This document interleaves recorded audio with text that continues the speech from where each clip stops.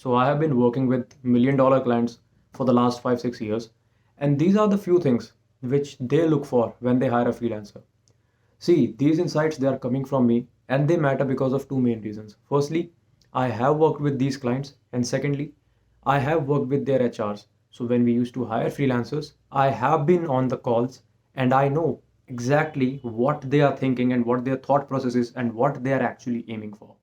And the first thing that they want is that they don't want a crybaby. They want someone who knows their shit. So if you know what you are doing, then you have a very good chance of landing $1 million client. But if you are dubious about your skills and services, if you have doubts that who is going to buy my service, who is going to, be my client, who am I going to cater to, if you have all these questions in mind, you really need to do some work because they give a premium amount more than the market. So what they are looking for is that they need someone who offers them a solution to every problem that can exist regarding that certain niche or the service that they are hiring you for. So you don't have to be a crybaby in front of them. You should know and you should tell them what you are actually capable of doing and what all you can do to them or for their business. And the second thing is, and this is the main differentiator between a low paying client and a high paying multi-million-dollar business, and that is a low paying client might be sold after you tell him a story, a tale, or whatever you had done so far in your journey. But a person who is offering you more than the market rate, who wants the best for his project, you know what he's going to look at? You guessed it right. Your proofs, your social proofs, how credible you are, your testimonials in the public domain. You cannot land $1 million client anyway, in any way, by just telling tales and not giving a substantial proof of what you did so far. So this is how it would go. You will tell them that, okay, I generated, like, for example, if I say I generated 485K or 500K in cumulative profits for all my clients, they will be like, show us the proofs. So I have the proofs in my docs. I have the sales figure. I have the website traffic and all that stuff. So I have everything in place. I just send it to them and then we move on. So if you don't have it and you make claims, and that too big claims, to land and get their business, you are going to be in some problem, because if you can't present any proof, then there is a high probability in near future they are not going to collaborate with you. Not anytime soon. And the third and the foremost thing which most of the Indian freelancers especially lack, and this is where they get it all wrong because of the information you have been getting from different sources on LinkedIn, from proclaimed experts, money is not an issue when it comes to good clients. You know what is? It is the trust factor. So money for a client who has $1 million business is at the bottom of the list. That's not an issue at all. The main issue is trust. The main issue is letting a person inside their in-house team, giving him access to the stuff that only people they have hired full time and have an NDA for. You are giving those files to an outsider. So your trust is the main thing. Money is not. They are not in here to save pennies. They are here to save their business, to grow it, and to hire someone who they can trust. So you have to be that someone who they can trust. It's as simple as that. But most people get it the other way around. They are like that. Trust, we can develop trust later on. Let's first talk about money. No, idiot. You first talk about the trust factor. You establish the trust. How trust is established. I'll make a separate video on it. But in short, the only way to establish trust is that you tell them what you feel straight up about their project. Honesty is the best policy your parents taught you, but you are not implementing it. Start implementing it. If you find a flaw, point it out, but point it out in a subtle manner, not like, oh, I saw a website and that was crap, dude. No. Tell them that I saw the website, it's really good, but I found a few areas which can improve it and make it much better. So that way you tell them that it's good, but there is still a scope for improvement. So that's how you also possess yourself as someone who knows the works. And knowing a work and marketing your work and telling the client about that are completely different things. And the fourth point is pretty much obvious, because see, they are not here for quantity. They don't want quantity. A client who has deep pockets, all that matters to them is the quality of everything that's going out. from their profile, from their business. Everything that's going out from their profile, from their business should be top notch. You know what? If a client is paying you $1,000 for a service whose market rate is $600, the $400 he's paying you, you know for what he's paying you? He is paying you to differentiate his brand, his business from the others. That's what he's paying you for. And fifth thing, and this is where Indian freelancers lag the most, and they do the complete opposite. That if you have $1 million client, if you have a multi-million dollar businesses, you are approaching them, you know they are premium clients, right? They also know that they are premium. So quote accordingly.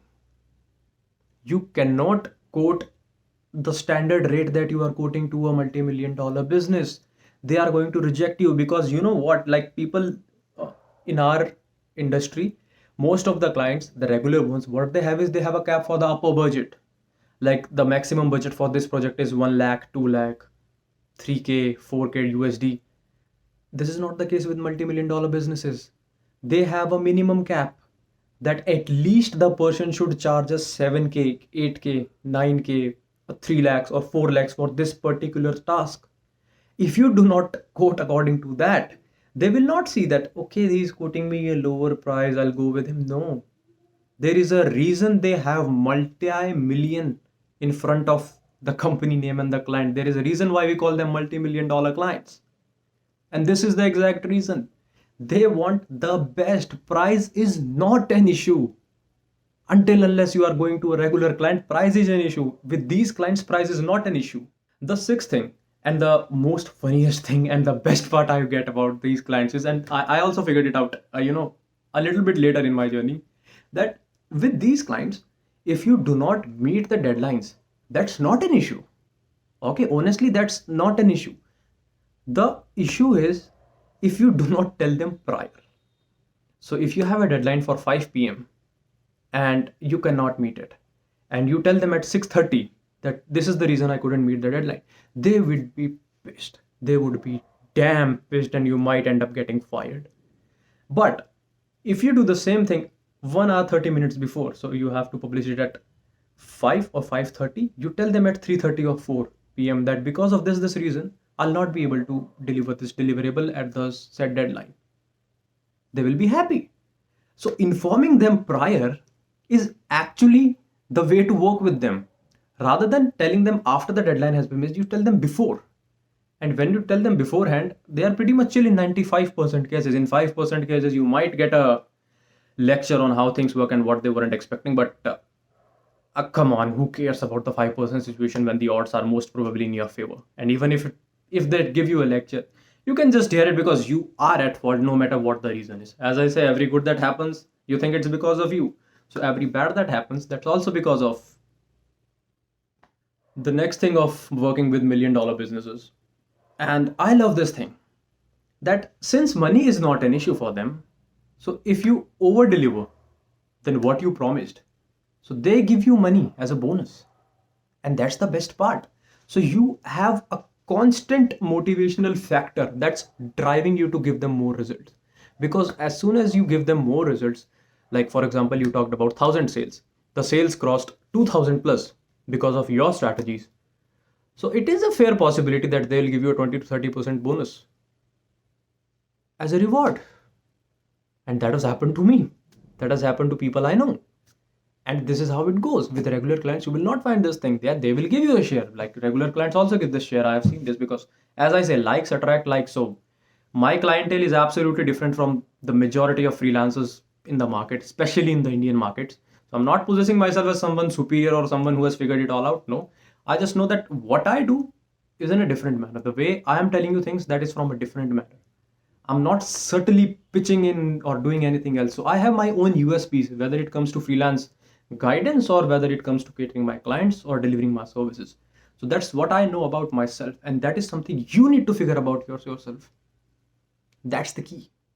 And the last thing, and the most important thing, that if you are ever working with a business who has a funding or a valuation or a net profit of over $1 million, is that These people consider their project, their business, their social medias, their everything that is out there in the public domain as their own child.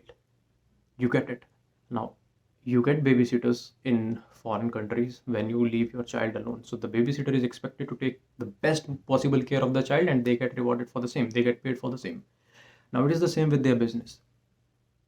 Every post you do, every comment you make, everything that you do, you have to give your best, because a single mess up and you are straight up fired.